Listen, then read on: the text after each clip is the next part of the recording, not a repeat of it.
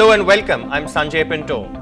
Outsourcing is a common business practice when it comes to information technology, the automobile industry, or even pizza outlets and bakeries. But with real estate companies coming up with townships and gated communities on the outskirts of Chennai, one important facility that customers demand and that builders promise are schools on their premises. No, not the school next door type, but a big brand, an elite name, that coveted tag. So in a sense, builders and these top-notch institutions have found a way where the real mountain, rather an outsourced mountain, can come to Mohammed. Franchisees are being dished out for mega bucks. So can anyone who has land to spare and money to splurge start a school?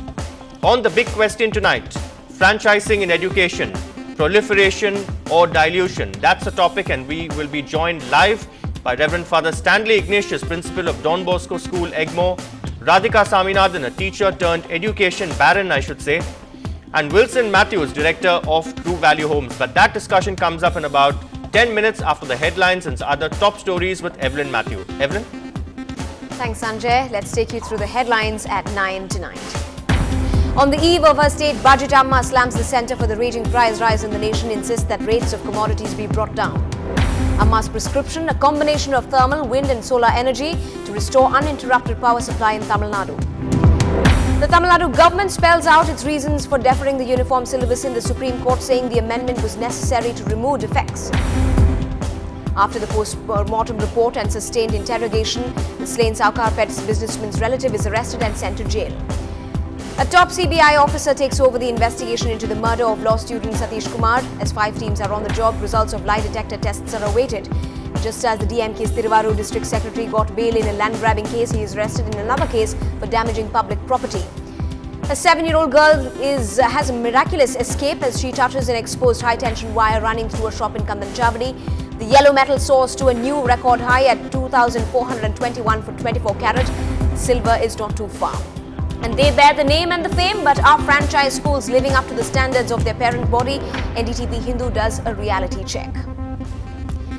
Let's also take you through some of the rest of the day's stories nationally. Yediyurappa loyalist Sadanandan Gowda will be the new Chief Minister of Karnataka after BJP leaders vote in a secret ballot. The Karnataka governor has directed the Lokayukta to start criminal proceedings against Yediyurappa, indicted in the illegal mining report. If growth means price rise, we don't want this growth, the BJP takes on the government on rising prices in the parliament. A below normal monsoon could hurt growth and inflation. In fact, warns an analysis by a financial services firm. Delhi's chief minister denies allegations after the CAG report blames her for overspending on streetlights during the Commonwealth Games. And Virat Kohli and Pragyan Ojha are called up instead of injured Yuvi ahead of their third test at Edgbaston.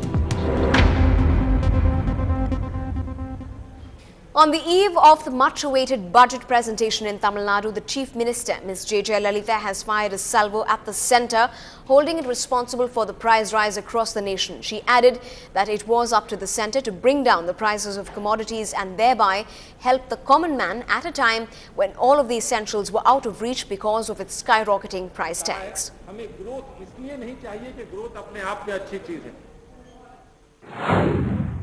It is the central government which is responsible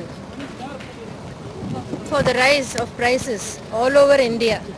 It is up to the central government to take appropriate action to bring down the prices of all commodities and help the common man.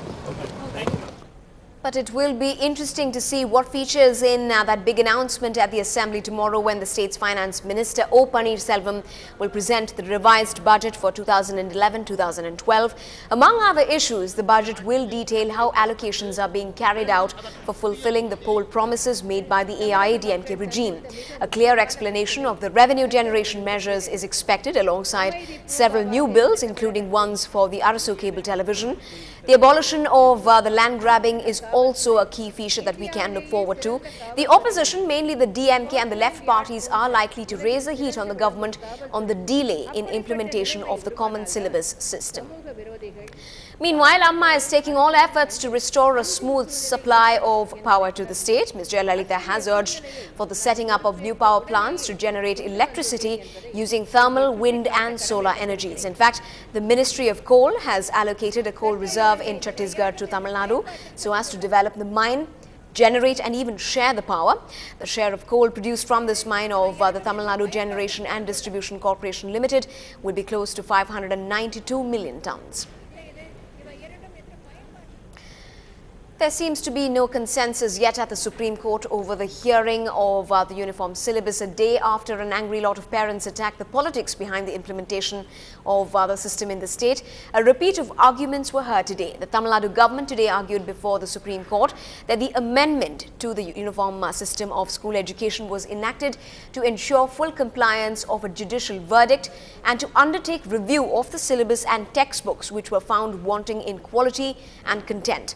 Senior Supreme Court leader, lawyer P.P. Rao told the court that the object of the act was to bring in a school system common to all in the interest of social justice and quality education and not mere uniformity in the syllabus. The NCERT also pointed out various deficiencies. In fact, Tamil Nadu's arguments will continue tomorrow and the apex court is likely to reserve verdict tomorrow. Meanwhile, the Supreme Court today has reserved its verdict on the applicability of the Right to Education Act on unaided private schools. Under the Act, free and compulsory education is a fundamental right for children between 6 and 14 years, and even private schools have to reserve 25% for poor students. Now, this aspect was challenged by the private schools in the Supreme Court, and they argued that the government couldn't interfere with private educational institutions as per the judgment. Minority institutions also challenged this provision and argued that it is against their fundamental rights. The centre argued that provision has been made for reimbursement of expenses by private schools for admitting the 25% of the poor students. The centre also told the court that a regulator will be appointed to address some of these grievances. A day after the death of a businessman in Saukarpet sent shockwaves across the city, Ashish Sharma, the victim's nephew, who was also accused of that murder, was produced before the Georgetown court today and has been remanded to 15 days of judicial custody.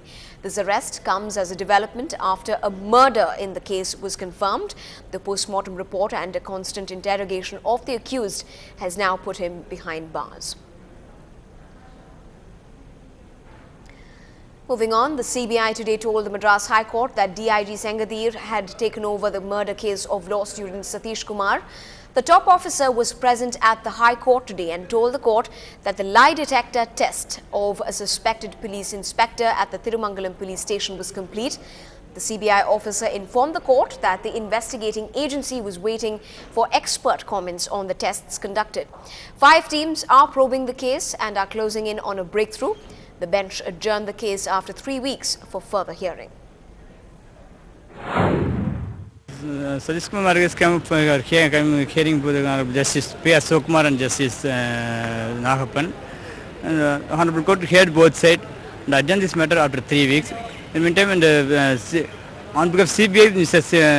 Sengadir, the DIG of the CBI, also present this court. He was directed to file report within 3 weeks. In some news from the districts, the DMK's Thiruvarur District Secretary Pundi Kalaivanan is behind bars, in fact back behind bars. Just when the top functionary stepped out on bail in the case of a student's death, he was charged with damage to public property and causing public inconvenience and has been lodged at the Palayam Kotai jail. Police alleged that on Saturday, when DMK leader Stalin was detained by the police, Kalaivanan's men hurled stones on public buses and forced shops to shut for the day. He was earlier arrested on Saturday on charges of being involved in the death of a student in a bus accident during the protests. When we come back, Sanjay Pinto asks a special panel the big question on the news tonight, but that's up in just a bit.